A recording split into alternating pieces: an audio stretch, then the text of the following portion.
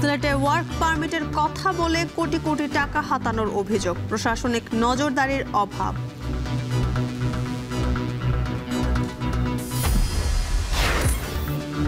Arakan army আতঙ্কে কক্সবাজারের জেলেরা, মিয়ানমারের জলসীমায় না যেতে সতর্ক করল বিজিবি।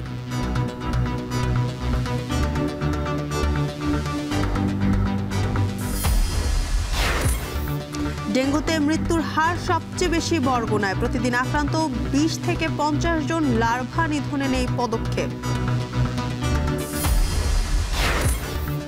বগুড়ায় নবান্ন ঘিরে দুদিনের মাছের মেলা, মিষ্টি ও তৈজসপত্রের পসরা, ক্রেতা দর্শনার্থীর ঢল।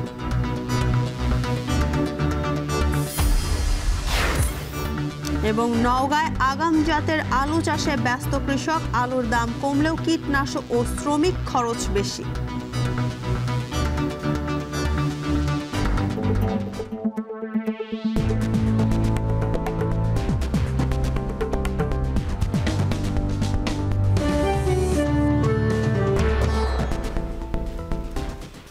স্বাগত এখন জনপদে। পুরো আয়োজনে আপনাদের সঙ্গে আছে আমি জানসিন জুথিকা।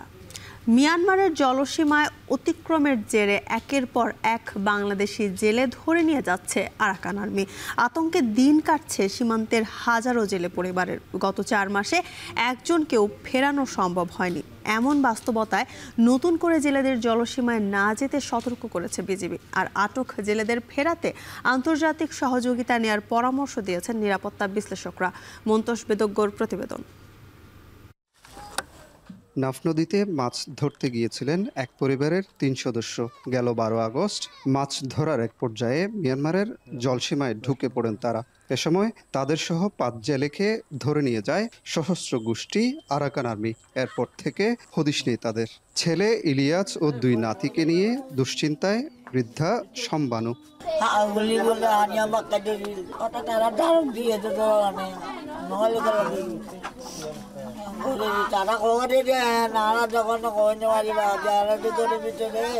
স্বামী সন্তানের ফেরার আশায় পথ চেয়ে আছেন সম্বানুর পুত্রবধূ মাবিয়া খাতুন। ভেজা চোখে জানালেন দুঃসহ দিন যাপনের গল্প।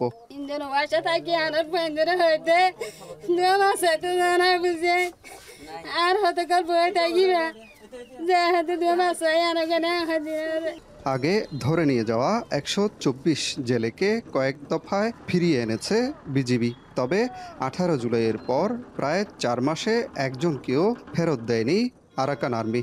কোনো যোগাযোগ নাই, এই লোক তো আসে নাই, জীবতে নাই, না জানার কারণে আর জেলেতে যারা আসি তারা অনেক কষ্ট আছি। দীর্ঘদিন মানুষ যোগাযোগ করতেছে, খোঁজ খবর নাই। এখন ওরা কি বাঁচে আছে কি মরে গেছে, বাংলাদেশের সরকার কোনো খোঁজ খবর নিতেছে না। আরাকান আর্মির হাতে 17 দিন জিম্মি থাকার পর বিজিবির মাধ্যমে ফেরত আসা জেলে মাহমুদুল জানালেন মাছ, জাল, জ্বালানি লুট ও জোর করে কাজ করানো সহ শারীরিক নির্যাতনের অভিজ্ঞতা। বিভিন্ন হুমকি তামকি দিছে ওরা। আবার প্রথম আমাদেরকে প্রথমে যেদিন নিয়ে গেছে এই দিন একটা সাক্ষাৎকার নিয়েছে ওদের চ্যানেল থেকে। ওই সাক্ষাৎকারে ওরা আমাদেরকে বলতেছে আমরা যেভাবে বলবো এভাবে বলবেন, যদি আমাদের বিরুদ্ধে কোনো কথা বলেন তাহলে আপনারা জীবত ফিরে যেতে পারবেন না দেশে।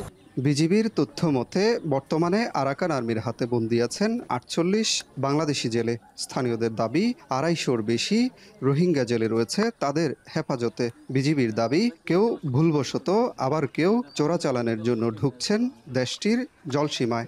আমরা অনেক সময় দেখেছি বিভ্রান্তিমূলক তথ্য ছড়ানোর মতো ঘটনা দেখেছি, যে 4-5 দিন বা 7 দিনের জন্য অনুপস্থিত ছিল তারা, জানিয়েছে অফিসিয়ালি কোথাও নিখোঁজের কোনো অভিযোগ দাখিল করেনি, বাট এলাকায় জনশ্রুতিতে তারা বলেছে যে তারা অপহৃত হয়েছে।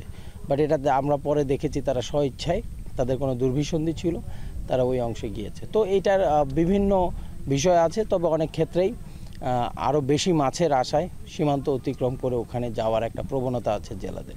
প্রশ্ন উঠেছে 4 মাসে কি এমন ঘটেছে যে একজন জেলেকেও ফেরত আনা সম্ভব হয়নি। আরাকান আর্মির প্রচার মাধ্যম গ্লোবাল আরাকান নেটওয়ার্কের দাবি, বাংলাদেশ সরকারের কাছ থেকে যথাযথ সম্মান ও পারস্পরিক সাড়া না পাওয়ায় এখন অনুপ্রবেশকারীদের আইনের আওতায় আনে বিচার করছে আরাকান আর্মি।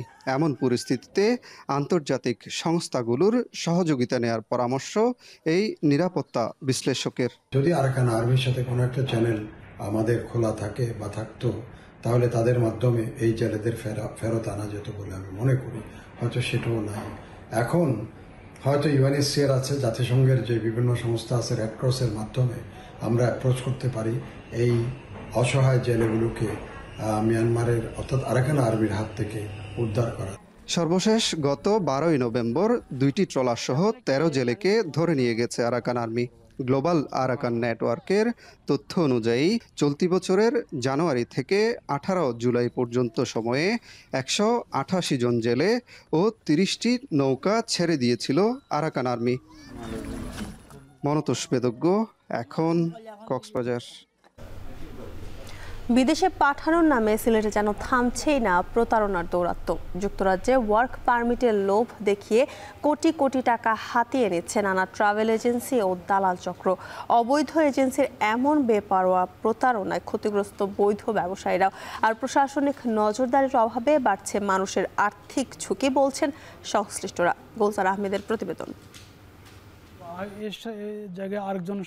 চট্টগ্রামের জোরারগঞ্জের বাসিন্দা মোহাম্মদ শাহাদাত হোসেন দীর্ঘ 15 বছর প্রবাস জীবন শেষে দেশে আসেন 2022 সালে। মামলা প্রসেসিং আছে, উনি বলছে 25 লক্ষ টাকা পাবেন। প্রবাস জীবনের পুরো সঞ্চয় দিয়ে 2024 সালে নেক্সট কনসাল্টিং এজেন্সির সাথে ওয়ার্ক পারমিটে যুক্তরাজ্যে যাওয়ার চুক্তি করেন 20 লাখ টাকার বিনিময়ে। চুক্তি অনুযায়ী এজেন্সিকে সব টাকা পরিশোধ করলেও ভুয়া কাগজপত্র দেখিয়ে একসময় পালিয়ে যায় প্রতিষ্ঠানটি। বর্তমানে ঋণ আছে দিকে 10 লক্ষ টাকা আছে দিকে সুদের উপরে। পুরো জীবনের অর্জিত টাকা হারিয়ে এখন অনেকটাই নিঃস্ব শাহাদাত হোসেন। টাকা উদ্ধারেও মিলছে না কোনো সহযোগিতা। ব্যাংক থেকে অতিরিক্ত আরও অনেক টাকা আমাকে সুদ দিতে হয়েছে, যে টাকাগুলা রিলেটিভ থেকে টাকা আনছে সুদ দিতে হচ্ছে ওই টাকাগুলা, কিন্তু ও তো এগুলো কোনো রেসপন্সিবিলিটি না। এখন ফ্যামিলি চালানোতে এখন হচ্ছে সবচেয়ে একটা বড় কষ্ট করে। এখন এই একই প্রতিষ্ঠানে যুক্তরাজ্যে পাঠানোর নামে প্রতারিত হয়েছেন আরও অনেকেই। কেউ দিয়েছেন 30 লাখ, কেউ বা তার চেয়ে একটু কম। প্রতারিতরা বলছেন অনেক এজেন্সিতেই এরকম প্রতারণার শিকার হচ্ছেন তারা, যা দিন দিন বেড়েই চলছে।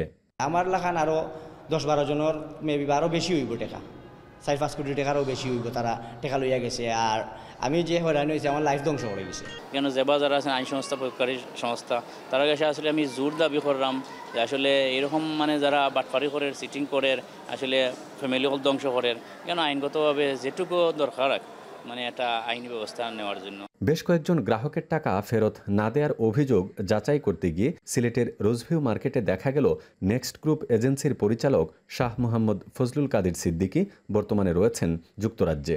মুঠোফোনে যোগাযোগ করলে বিষয়টি স্বীকার করে তিনি জানান, ব্যবসায় তিনিও ক্ষতিগ্রস্ত হয়েছেন, তবে যারা টাকা পাবে বলে দাবি করছে তাদের পর্যায়ক্রমে পরিশোধ করা হবে।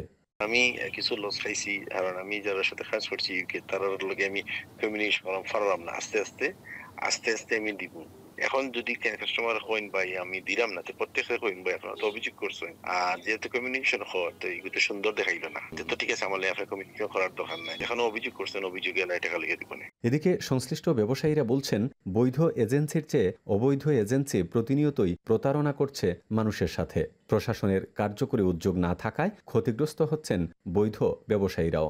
সিলেট ট্রাভেলসের কোনো অভাব নেই, কিন্তু আমরা যারা বিদেশ যাওয়ার জন্য ট্রাভেলসে যাই, প্রথমে আমরা এটা জানার দরকার যে এই ট্রাভেলস কি গভর্নমেন্টের রুলস মেনে, গভর্নমেন্টের যে আপনার সিভিল এভিয়েশন সার্টিফিকেট এইটা আছে কি না, এইটা জেনে শুনে আমরা কোনো ট্রাভেলসের সাথে কোথাও যেতে চাইলে আপনার ওইটা প্রথমে দেখতে হবে।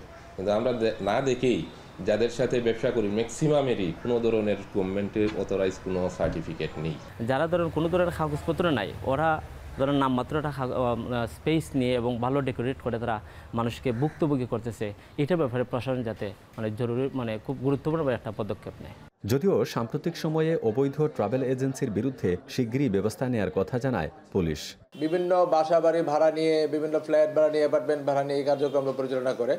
তো আমরা প্রতিটি ট্রাভেল এজেন্সিকে চিহ্নিত করা এবং শনাক্ত করতে আমরা চেষ্টা করব, করে অবৈধ যেগুলো আছে তাদের বিরুদ্ধে আমরা অবশ্যই ব্যবস্থা গ্রহণ করব। সংশ্লিষ্টরা বলছেন, বিদেশের নামে প্রতারণা রুখতে যেমন জনসচেতনতা প্রয়োজন, তেমনি প্রশাসনিক কঠোর নজরদারির মাধ্যমে নিরোধ করতে হবে অবৈধ ট্রাভেল এজেন্সি ব্যবসায়ীদের। গুলজার আহমেদ, এখন সিলেট। গাজীপুরে টঙ্গীতে আগুনে পুড়ে গেছে 6টি চটের বস্তার গোডাউন। ভোরে টঙ্গীর গরুহাট এলাকার রেল লাইনের পাশে অগ্নিকাণ্ড হয়। 1 ঘন্টা চেষ্টার পর আগুন নিয়ন্ত্রণে আসে। ফায়ার সার্ভিস ও স্থানীয়রা জানায়, ভোর 5:30টার দিকে রেল লাইনের পাশের টিন শেড গোডাউনগুলোতে হঠাৎ আগুন দেখা যায়। স্থানীয়রা প্রথমে আগুন নিয়ন্ত্রণের চেষ্টা করেও ব্যর্থ হন। পরে খবর পেয়ে টঙ্গী ফায়ার স্টেশনের 3টি ইউনিট ঘটনাস্থলে পৌঁছে আগুন নিয়ন্ত্রণে আনে। আগুনে পুড়ে গেছে 6টি চটের বস্তার গোডাউন, যেখানে পাট ও প্লাস্টিকের তৈরি বস্তা মজুদ ছিল। তবে কোনো হতাহতের ঘটনা ঘটেনি বলে নিশ্চিত করেছে ফায়ার সার্ভিস। প্রাথমিকভাবে ধারণা করা হচ্ছে মশার কয়েল অথবা সিগারেটের আগুন থেকে অগ্নিকাণ্ডের সূত্রপাত হতে পারে।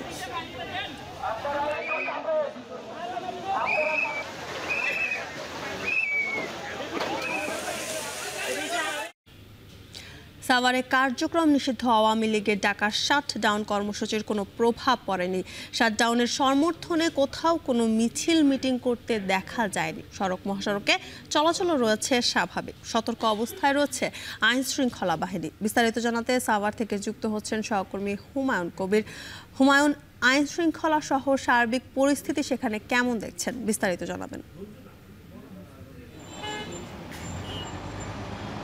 যদিকে আওয়ামী লীগের ডাকা যে শাটডাউন কর্মসূচিকে ঘিরে কিন্তু সাভারে আসলে তেমন কোনো কর্মসূচি চোখে পড়েনি। আমরা গতকাল যে শেখ হাসিনা এবং স্বরাষ্ট্রমন্ত্রী আসাদুজ্জামান খান কামালের বিরুদ্ধে যে মৃত্যুদণ্ড ঘোষণা হয়েছে, তারপর থেকে ধারণা করা হচ্ছিল এখানে যে কোনো ধরনের নাশকতা ঘটতে পারে। সে কারণে কিন্তু এখানকার আইন শৃঙ্খলা বাহিনী সর্বোচ্চ সতর্ক অবস্থানে রয়েছেন। তারা কিন্তু সাভারের বিভিন্ন পয়েন্টে তল্লাশি চৌকি বসিয়েছেন, পাশাপাশি বিভিন্ন জায়গায় কিন্তু তারা নজরদারি বাড়িয়েছেন।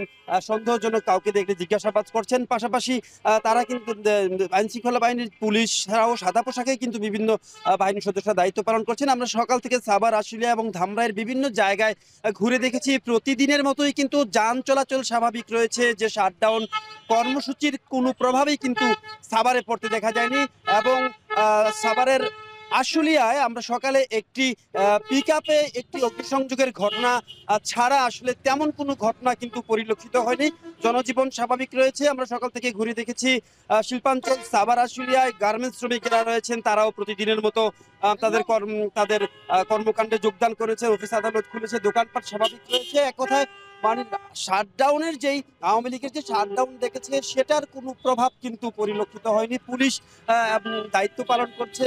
এবং আপনারা দেখছেন যে ঢাকার যে মহাসড়কে রয়েছে, এই মুহূর্তে আমি পাকিজা পয়েন্ট এলাকায়, এখানে কিন্তু আপনার পুলিশ দায়িত্ব পালন করছে এবং যান চলাচল স্বাভাবিক রয়েছে। কোনো রকমের ঝুঁকি নেই। পাশাপাশি যে কোনো ধরনের নাশকতা থাকাতে আমরা বিএনপি এবং জামায়াত ইসলামী, ছাত্র শিবির সহ বিভিন্ন রাজনৈতিক দলগুলোর সাথে কথা হয়েছে, তারাও কিন্তু বিভিন্ন জায়গায় অবস্থান নিয়েছেন এবং পুলিশ কিন্তু দায়িত্ব পালন করছেন যে তারা বাস এবং আশপাশে যাতে কোনো গাড়ি দাঁড়াতে না পারে সেই বিষয়গুলো নিয়ন্ত্রণ করছেন। এবং সন্দেহজনক কাউকে দেখলেই কিন্তু তারা আসলে থামাচ্ছেন এবং জিজ্ঞাসা করছেন কোথা থেকে আসছেন এবং কোথায় যাচ্ছেন। তো মোটামুটি আসলে সাভারের আইন শৃঙ্খলা পরিস্থিতি যথেষ্ট স্বাভাবিক রয়েছে এবং লকডাউনের যে কোনো প্রভাব এই সাভারে পড়েনি তেমনটি কিন্তু দেখা গেছে সাভার ঘুরে। এবং পুলিশের পক্ষ থেকে বলা হচ্ছে কেউ যদি কোনো রকমের নাশকতা কিংবা অপ্রীতিকর ঘটনা ঘটাতে চায়, সেক্ষেত্রে কিন্তু পুলিশ সর্বোচ্চ সতর্ক অবস্থানে রয়েছে এবং তারা ব্যবস্থা নেবেন, এমন কথাই কিন্তু পুলিশের পক্ষ থেকে বলা হচ্ছে।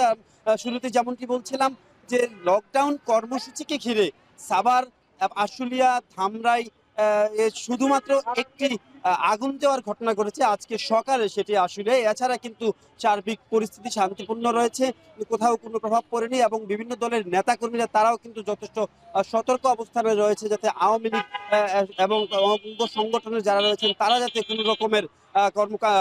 কোনো রকমের উচ্ছৃঙ্খল কিংবা অপ্রীতিকর ঘটনা না ঘটে থাকতে পারে। পাশাপাশি হাসিনা এবং স্বরাষ্ট্রমন্ত্রী আসাদুজ্জামান, সাবেক স্বরাষ্ট্রমন্ত্রী আসাদুজ্জামান খান কামালের বিরুদ্ধে যে রায় ঘোষণা করেছে সেটিকে কিন্তু স্বাগত জানিয়েছে। সেটিকে স্বাগত জানিয়ে আমরা দেখেছি যে বিভিন্ন জায়গায় মিষ্টি বিতরণ হয়েছে এবং বিশেষ করে জাহাঙ্গীরনগর বিশ্ববিদ্যালয়েও আমরা দেখেছি তারা কিন্তু গতকাল সেখানে মিষ্টি বিতরণ করেছে। রাতেও কিন্তু তারা সাভারে আইন শৃঙ্খলা পরিস্থিতি স্বাভাবিক, সে খবর জানাচ্ছিলেন হুমায়ুন কবির। পদোন্নতির দাবিতে নো প্রমোশন নো ওয়ার্ক স্লোগানে টানা তৃতীয় দিনের মতো কর্মবিরতি পালন করছেন বিসিএস শিক্ষা ক্যাডারের প্রভাষকরা। এতে বন্ধ রয়েছে সরকারি কলেজের শিক্ষা কার্যক্রম। এ বিষয়ে জানাতে ময়মনসিংহ থেকে যুক্ত হচ্ছেন ইমতিয়াজ আহমেদ, কিশোরগঞ্জ থেকে মশিউর কায়েস এবং চাঁপাইনবাবগঞ্জ থেকে সোহান মাহমুদ। প্রথমে চলে যাচ্ছি ময়মনসিংহে ইমতিয়াজ আহমেদের কাছে। ইমতিয়াজ, জানাবেন যে কর্মসূচি থেকে কি কি দাবি জানানো হচ্ছে?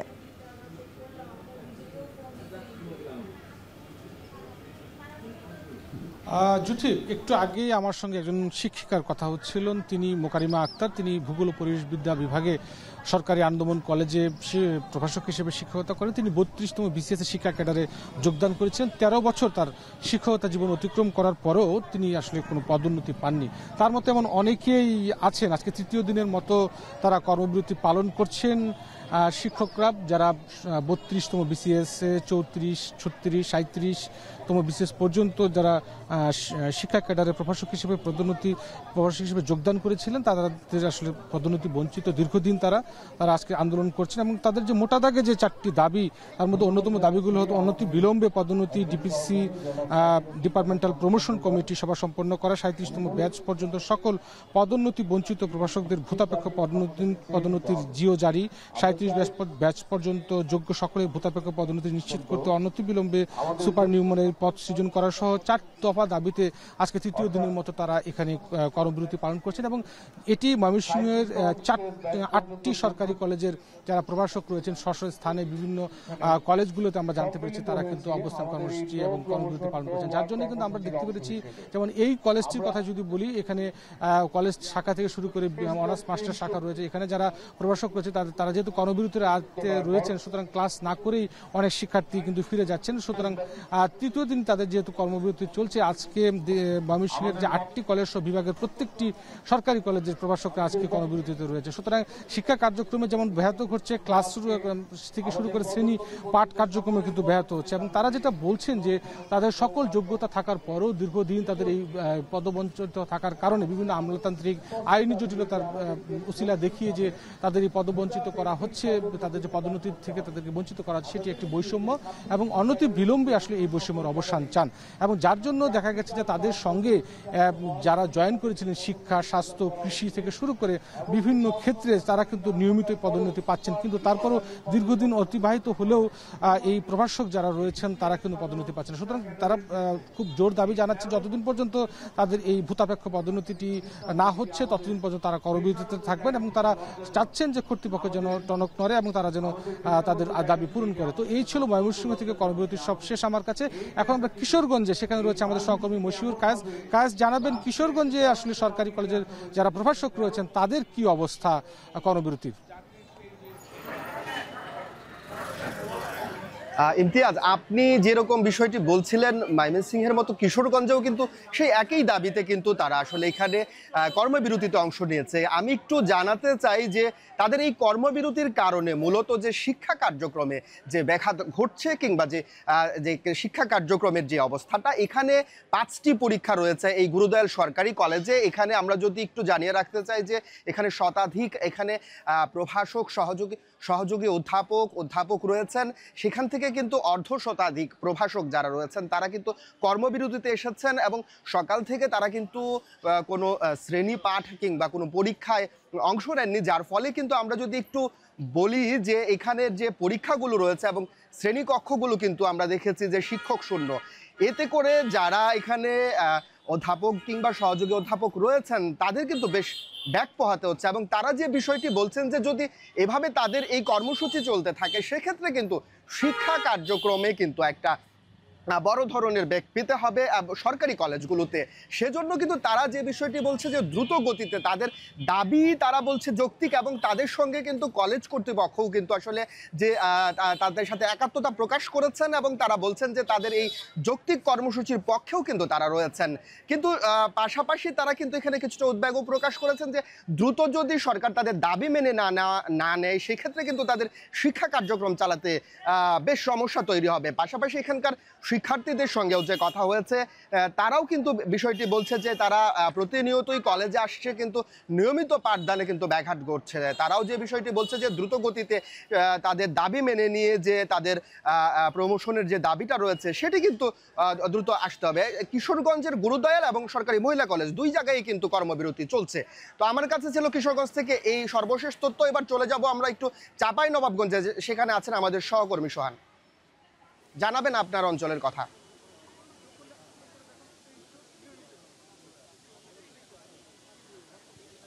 আমরা প্রায় 10টা থেকেই অবস্থান করছি চাঁপাইনবাবগঞ্জের নবাবগঞ্জ সরকারি কলেজে। আমরা এখানে এসে দেখতে পেয়েছি এখানকার শিক্ষকরা সকাল থেকেই অবস্থান করছেন কলেজে, তবে ক্লাস হচ্ছে না। তারা মূলত নো প্রমোশন নো ওয়ার্ক কর্মসূচি পালন করছেন। তারা বলছেন এক যুগ ধরে তাদের আসলে পদোন্নতি হচ্ছে না। তারা মূলত এখানকার যারা শিক্ষক রয়েছেন তারা মূলত বলছেন এখানকার প্রভাষক থেকে সহকারী অধ্যাপক পদে তারা আসলে পদোন্নতি চান, কিন্তু গত এক যুগ ধরে তাদেরকে এই পদোন্নতি দেওয়া হচ্ছে না। আমরা এখানকার যারা শিক্ষক দাঁড়িয়ে আছেন তাদের সঙ্গে কথা বলছিলাম। চাঁপাইনবাবগঞ্জের 3টি কলেজ মিলে আজকে তারা এখানে দাঁড়িয়েছেন। তারা বলছেন যে গত 11 মাস আগে এটি নিয়ে একটি ছোট্ট বৈঠক হয়েছিল, তারপরে আসলে এখনও কোনো কার্যক্রম তারা দেখছেন না। প্রায় 2500 শিক্ষক এভাবে অপেক্ষামান রয়েছেন যারা আসলে পদোন্নতি চান। তারা বলছেন গত 3 দিন ধরে চাঁপাইনবাবগঞ্জ সরকারি কলেজে তাদের প্রক্রিয়া যে ক্লাস সেটি এখন পর্যন্ত হয়নি, এবং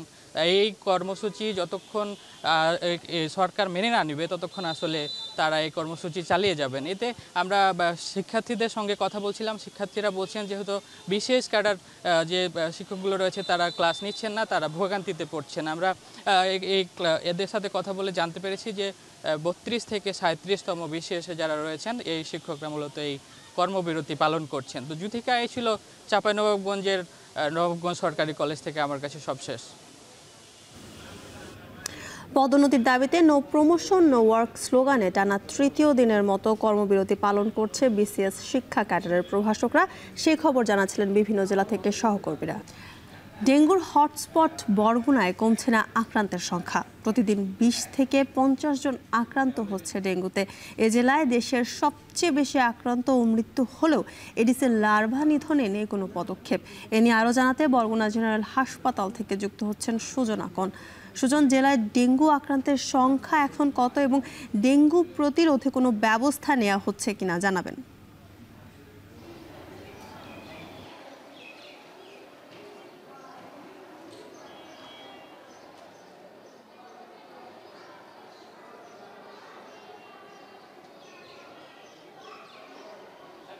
যথিকা, বরগুনায় ডেঙ্গু পরিস্থিতি এখনও কোনোভাবেই স্বাভাবিক হচ্ছে না।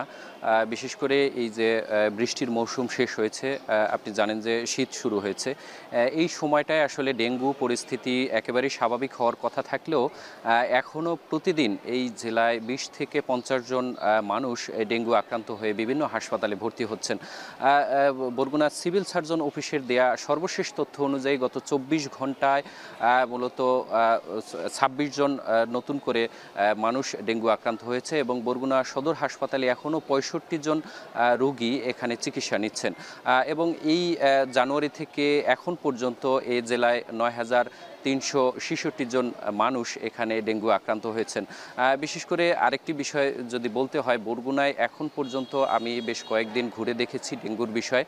মূলত এই যে পৌর কর্তৃপক্ষ থেকে শুরু করে যারা সংশ্লিষ্ট রয়েছে তাদের আসলে ডেঙ্গু এবং ডেঙ্গু লার্ভা নিধনে কোনো ধরনের পদক্ষেপ আমার চোখে পড়েনি। এবং এখানে যারা বাসিন্দারা রয়েছে তারা বলছে যে এখানে বরাদ্দ না থাকায় তারাও বেশ কয়েকবার পৌর কর্তৃপক্ষের কাছে বারবারই অভিযোগ করেছেন যাতে ডেঙ্গু লার্ভা নিধনে তাদের কোনো পদক্ষেপ পদক্ষেপ নেওয়া হয়, কিন্তু সেটিও তারা বলছে যে সরকারিভাবে বরাদ্দ না থাকায় সেটিও তারা করছে না। অন্যদিকে মূলত বরগুনার পাথরঘাটা এবং আমতলীতেও এই ডেঙ্গু পরিস্থিতি এখন অনেকটাই ভয়াবহ।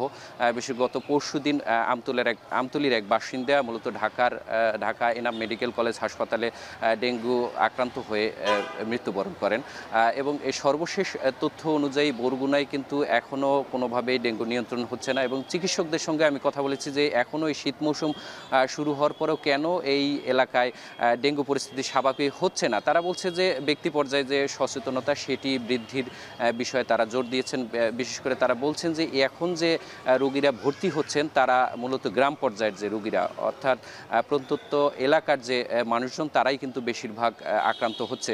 তারা বলছেন যে বাড়ির আঙিনায় যে বৃষ্টির পানি জমে থাকার যে বিষয়টি সেটি যেন তারা সচেতন হয় এবং ঘুমানোর আগে অবশ্যই মশারি টাঙিয়ে যেন ঘুমায় সেটির বিষয়ে চিকিৎসকরা জোর দিয়েছেন এবং বলেছেন যে ব্যক্তি উদ্যোগে যে সচেতনতা সেটি যেন তারা নিয়ে থাকেন।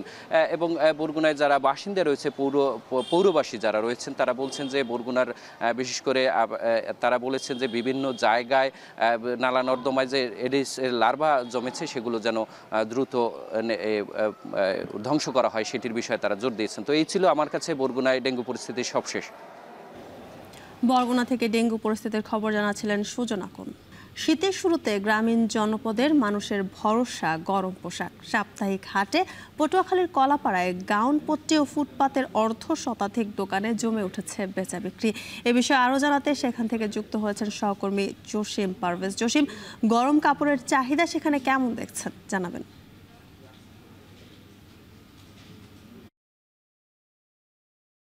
থেকে আসলে উপকূলীয় অঞ্চলের মানুষ তারা একটা কথাই বলে আসছেন যে রোদে ভেজা যায়, রোদে শুকানো যায়, বৃষ্টিতে ভেজা যায়, কিন্তু শীত নিবারণ বড়ই দায়।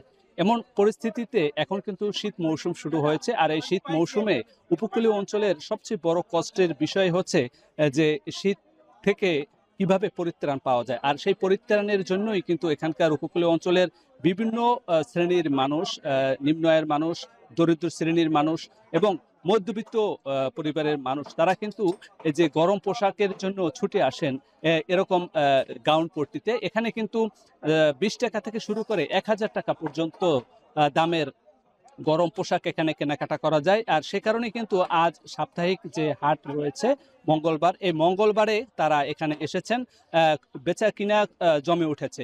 এখানকার যে ক্রেতা তাদের সঙ্গে আমরা কথা বলেছি, তারা বলেছেন যে এখানে যে সকল পোশাক পাওয়া যাচ্ছে সেগুলো কিন্তু দাম হাতের নাগালের মধ্যেই রয়েছে, এতে তারা সন্তুষ্ট রয়েছে। এবং এখানকার বিক্রেতাদের সঙ্গে আমরা কথা বলেছি, তারা এখানকার যে বাজারে যে সকল পণ্য ঢাকা সহ বিভিন্ন স্থান থেকে এসে বেচা বিক্রি করছেন, এতে তারাও বেচা বিক্রি বেশি থাকায় তারাও সন্তুষ্ট রয়েছে।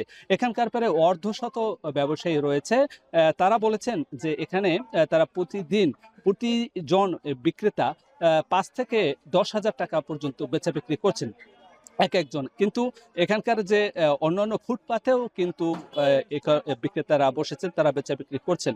এখানকার যে স্থানীয় যে প্রশাসন তারা এই গাউন পট্টির যে ব্যবসায়ী রয়েছে তাদেরকে নির্ধারিত স্থানে বসার জন্য এই মিনি সুপার মার্কেটে একটি স্থান নির্ধারণ করেছেন। এখানেই তারা বেচা বিক্রি করছেন এবং ক্রেতারাও এখান থেকে নিজের পছন্দ মতো পোশাক কিনতে পেরে তারাও সন্তুষ্টি প্রকাশ করেছে। এই ছিল আমার কাছে সবশেষ। জ্যোতিকা। পটুয়াখালী থেকে যুক্ত ছিলেন সহকর্মী জসিম পারভেজ, জানাচ্ছিলেন সেখানকার সবশেষ তথ্য। নবান্ন উপলক্ষে বগুড়ার শিবগঞ্জে শুরু হয়েছে দুদিনের মাছের মেলা। মেলায় বড় বড় মাছের পাশাপাশি রয়েছে মিষ্টি ও তৈজসপত্র সহ নতুন সব ধরনের সবজি।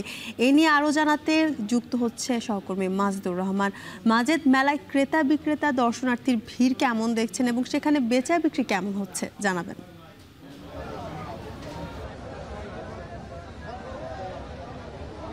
হ্যাঁ, আপনি জানেন যে গ্রামীণ যে ঐতিহ্য নবান্ন, সেই নবান্ন উপলক্ষে কিন্তু আজকে বগুড়ার যে মাছের মেলা সেখানে আমি রয়েছি। এটি শিবগঞ্জে উতলি বাজার। এখানে কিন্তু প্রতি বছরে নবান্ন উপলক্ষে মেলা হয়।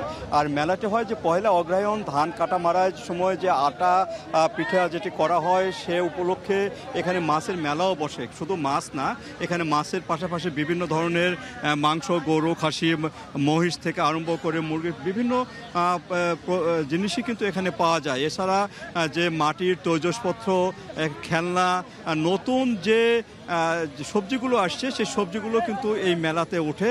এবং এই মেলার যে ঐতিহ্য সেটি হলো বড় বড় বিভিন্ন প্রজাতির মাছ। এই মাছগুলো কিনতে আসেন এই এলাকায় যারা জামাই রয়েছেন, তারা কিন্তু এই নবান্ন উপলক্ষে শ্বশুরবাড়ির তরফ থেকে তারা দাওয়াত পান এবং দাওয়াত পাওয়ার পরে কিন্তু এখানে আসেন এবং তারা মেলা করতে আসেন।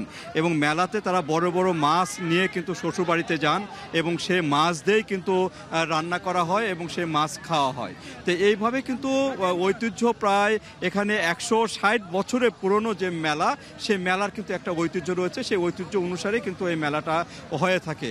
আর এখানে কিন্তু আপনি বড় বড় বিশাল আকৃতির যে মাছগুলো দেখছেন, সে মাছের যে দরদাম, সেই দরদামও কিন্তু খুব যে বেশি তেমন না। এই যে আমাদের সিলভার কার্প যে মাছটি দেখা যাচ্ছে, সেই মাছটি হয়তো 800 থেকে 1200 টাকা কেজি দরে বিক্রি হবে। এছাড়া রুই, কাতলা, মৃগেল, এটা আসলে বড়, যত বড় দাম তত বেশি। এইভাবে কিন্তু এই মাছগুলো বিক্রি হচ্ছে এবং প্রচুর পরিমাণে এখানে দেখতে পাচ্ছেন যে ক্রেতারা রয়েছে। ভোর থেকে আরম্ভ করে এই মেলাটা কিন্তু সারা দিন চলবে। দিনব্যাপী এই মেলাতে কেনাকাটা করবে। এখানকার যারা আশপাশের যারা মানুষজন আছেন তারা কিন্তু এই মেলাতে আসছেন এবং তারা বিভিন্ন সময়ে সেখানে কেনাকাটা করছেন এবং কেনাকাটা করে আবার ফিরে যাচ্ছেন। এই মেলাতে যে আরও একটি যে বিষয়, সেটি হলো দূর দূরান্ত থেকে কিন্তু এখানে মেলাতে কেনাকাটা করে আসেন। এই উত্তর অঞ্চলে যে জেলাগুলো রয়েছে প্রত্যেকটা জেলা থেকেই কিন্তু এই মেলাতে আসেন এবং তারা মাছ, বিশেষ করে মাছই কিনেন। এবং মাছের সাথে সাথে যে নতুন যে সবজিগুলো আসছে, বিশেষ করে নতুন আলু আসছে এই মেলাতে, নতুন যে সবজি, পুরনো যে সবজিগুলো আবার আছে যেগুলো এখন বিলুপ্ত প্রায় প্রজাতি, সে সবজিগুলো কিন্তু এখানে পাওয়া যাচ্ছে। আর এছাড়া ছোট ছেলে মেয়েদের বিভিন্ন খেলনা, চুড়ি, মালা, ফিতার থেকে আরম্ভ করে মিষ্টি মিষ্টান্ন রয়েছে। এইভাবে কিন্তু দিনব্যাপী এই মেলাটা উদযাপন করবে এই এলাকার মানুষ এবং এই মেলার রেশ কিন্তু আগামীকাল সকাল পর্যন্ত থাকবে। তো এই ছিল আমার কাছে বগুড়ার যে মেলা নবান্ন উপলক্ষে তার সর্বশেষ। বগুড়ায় শুরু হয়েছে দুদিনের মাছের মেলা, সে খবর জানাচ্ছিলেন সহকর্মী মাজিদুর রহমান। কাজ হোক যাই, সাথে এক্সপার্ট চাই, না টাইট লুজ যদি করতে হয় তবে এক্সপার্ট টুলস এই নিশ্চিত জয়। এক্সপার্ট হার্ডওয়্যার টুলস, সকল কাজের এক্সপার্ট সমাধান। নওগাঁয় আগাম জাতের আলু চাষাবাদে ব্যস্ত কৃষক। জেলার বিভিন্ন মাঠে চলছে আলুর বীজতলা পরিচর্যা। এবছর বীজ আলুর দাম তুলনামূলক কম হওয়ায় আবাদে খরচ কিছুটা কমেছে। তবে সার ও কীটনাশকের দাম নিয়ন্ত্রণে নজরদারি বাড়ানোর দাবি কৃষকদের। আব্বাস আলীর প্রতিবেদনে দেখুন বিস্তারিত। উত্তরের জেলা নওগাঁয় আগাম জাতের আলুর বীজ বপন ও বীজতলা পরিচর্যায় সময় কাটছে কৃষকদের। বাজারে দ্রুত আসায় পাপড়ি ও ক্যারেজ আলুর দাম চাহিদা দুটোই ভালো থাকে।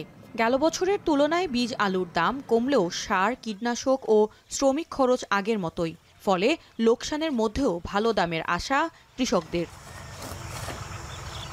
সদরের চকবালু ভরা গ্রামের কৃষক জীবন হোসেন গেল মৌসুমে লাভের আশায় হিমাগারে আলু রেখে বাজার কম হওয়ায় উল্টো চিত্র। খরচ পুষিয়ে নিতে এবার আবারও আগাম জাতের আলু চাষ করছেন তিনি। আলু বিক্রি করবার যায় দেখে আমার কোলেস্টোরে খরচই হচ্ছে না, 500 টাকায় আমি পাচ্ছি। তখন আমরা গৃহস্থ মাছ কী করবো, তারপরও নত স্বীকার করে এই বছর আবার লাগাচ্ছি আলু। একই অবস্থা অন্য কৃষকদেরও। তবে চলতি মাসে শুরুর বৃষ্টিতে ক্ষতিগ্রস্ত হয় কিছু আলু। বিঘা প্রতি কাঙ্ক্ষিত ফলনের তুলনায় অন্তত 5 থেকে 6 মণ আলু কম হবে। গেল মৌসুমে আগাম আলু বিঘা প্রতি ফলন হয় 30 থেকে 35 মণ, যা মণ প্রতি 2500 থেকে 3000 টাকা বিক্রি হয়েছিল। ফলে নতুন আলুর বাজারে 80 থেকে 100 টাকা কেজি দরে বিক্রির আশা কৃষকদের। কীটনাশক ওষুধ আছে, এগুলোর দাম মোটামুটি দাম বেশি, গত বছরের তুলনায় এবারে দাম বেশি। ওই 25-30 মণ, আগে 30-35 মণ হতো, এখন 25-30 মণ হয়। আগাম জাতের আলুটা করি এই জন্য যে এখানে সময় কম লাগে, 55 থেকে 60 দিনের মধ্যে রেজাল্ট আমরা পাই। আর এটার এবারে বীজের দাম কম পাইছি। আমাদের কৃষকের পোষাচ্ছে না, আমাদের লাভবান করতে হবে, সরকার বলতে হবে জেলার সার ফসফেটের দামগুলো নিয়ন্ত্রণে আনতে হবে। কি ভাগ্যে থুজে বলা যাচ্ছে না খুব, হ্যাঁ, কারণ মার গেল এই আলু যা ফলন হতো কি ওই ফলন আর হবে না খুব। এই সময় আলু, এরপরে গম, এগুলো আমাদের করতে হবে। এখন দাম যেটাই হোক, অন্য ফসল আমরা খুবই কম করি। হঠাৎ বৃষ্টিতে ক্ষতিগ্রস্ত হওয়ায় কিছুটা দেরিতে বাজারে আসবে নতুন আলু, উৎপাদনও কিছুটা কম হবে। তবে আগাম জাতের আলুর দাম ভালো পেলে কৃষকরা লাভবান হবে বলে জানান কৃষিবিদরা। কৃষক পরামর্শ হচ্ছে এই আলুটা আপনারা করে নতুন একটা ফসলে, তারা গম ফসলে গেলে ওটাতে একটা লাভজনক ফসলে তারা দাম পাচ্ছেন। এবারে কৃষকদের প্রস্তুতি মোটামুটি ভালোই ছিল আগাম আলু করার জন্য, কিন্তু গত 1 তারিখে যে ঝড় বৃষ্টি হয় এতে কিছু আমাদের একটু লেট হয়ে যায়। তারপরেও কৃষকদের আমরা পরামর্শ দিয়ে যাচ্ছি যাতে তারা আগাম আলুটার থেকে ভালো একটা ফলন পেতে পারে। সাধারণত হয় কি যে আগাম আলুতে ফলন কম আসে, কারণ এখানে স্থানীয় জাতটা, বিশেষ করে লাল পাকড়ি, এই জেলায় লাল পাকড়ি জাতটা বেশি হয়ে থাকে, ফলন কম আসে, তবে দাম বেশি পাওয়ায় তাদের এটা পোষায় যায়। কৃষি অফিসের তথ্য মতে এবছর আগাম জাতের আলু 2000 হেক্টর জমিতে চাষের লক্ষ্যমাত্রা নির্ধারণ করা হয়েছে, যা থেকে পাওয়া যাবে প্রায় 26,000 টন আলু। এখন নওগাঁ। যশোরের মালটা ও দার্জিলিং জাতের কমলার বাম্পার ফলন হয়েছে। জেলায় 178 হেক্টর জমিতে মালটা ও কমলার চাষ হয়েছে। এ নিয়ে আরও জানাতে যশোরের মনিরামপুর উপজেলার মুজগুন্নি গ্রাম থেকে যুক্ত হচ্ছেন সহকর্মী রিপন হোসেন। রিপন, মালটার ফলন ও গুণমান কেমন বলছেন চাষিরা, জানাবেন।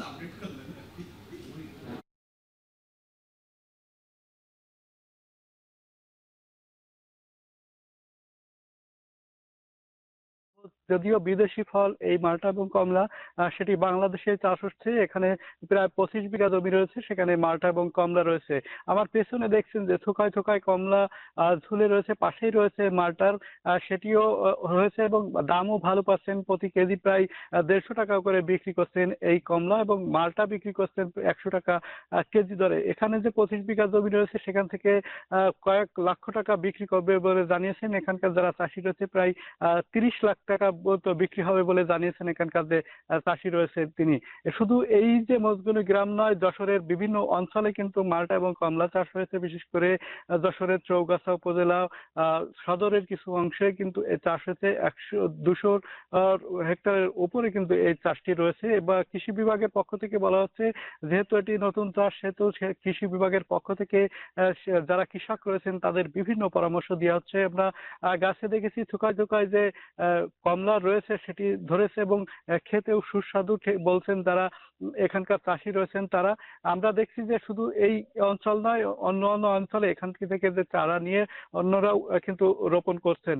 সব মিলে আমরা বাগানগুলোতে দেখছি যে থোকায় থোকায় যে কমলা রয়েছে, তার বিভিন্ন স্থান থেকে মানুষ আসছে দেখতে এই কমলা বাগানে এবং তারা দেখছেন। সব মিলে সাধারণ যারা মানুষ রয়েছেন তারা যেটি বলছেন যে এভাবে যদি বিভিন্ন অঞ্চলে কমলা এবং মালটা চাষ করা যায় তাহলে হয়তো বিদেশ থেকে কমলা মালটা আর আনা লাগবে না। তারা এখান থেকেই এই বাংলাদেশে চাষ করে তারা কিন্তু সমৃদ্ধ হতে পারবেন এবং অর্থনৈতিকভাবে স্বাবলম্বী হবেন। এই ছিল এখান থেকে আমার কাছে সর্বশেষ। যশোর থেকে যুক্ত ছিলেন সহকর্মী রিপন হোসেন, জানাছিলেন সেখানকার সবশেষ তথ্য। শেষ করছি এখন জনপদে, তবে তার আগে শিরোনামগুলো আরো একবার। সিলেটে ওয়ার্ক পারমিটের কথা বলে কোটি কোটি টাকা হাতানোর অভিযোগ, প্রশাসনিক নজরদারির অভাব।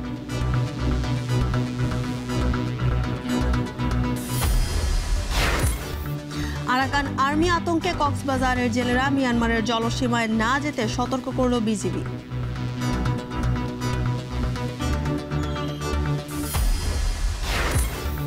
ডেঙ্গুতে মৃত্যুর হার সবচেয়ে বেশি বরগুনায়, প্রতিদিন আক্রান্ত 20 থেকে 50 জন, লার্ভা নিধনে নেই পদক্ষেপ।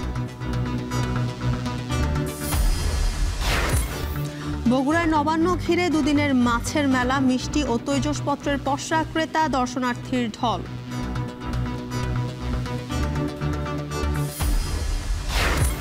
এবং নওগাঁয় আগাম জাতের আলু চাষে ব্যস্ত কৃষক, আলুর দাম কমলেও কীটনাশক ও শ্রমিক খরচ বেশি।